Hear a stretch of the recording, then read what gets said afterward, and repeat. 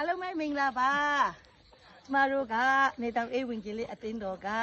အေးဝင်ကြီးလေးအဖွဲ့သူအဖွဲ့သားများဖြစ်ပါတယ်အခုချိန်မှာကျမတို့အိမ်တဲ့အိမ်ကိုအေးဝင်ကြီးလေးထွက်လာတဲ့အခါမှာအိမ်ရှင်တွေကိုစောင့်ရင်းနဲ့ဒီနေရာမှာထိုင်ရင်းနဲ့ဖျားခဲကုံတို့ကိုချီးမွမ်းမှာဖြစ်ပါတယ်အားလုံးပဲဒီကုံတို့ချင်းကိုနားထောင်ရင်းနဲ့ခွန်အားယူကြရအောင်အာမင်အမြဲ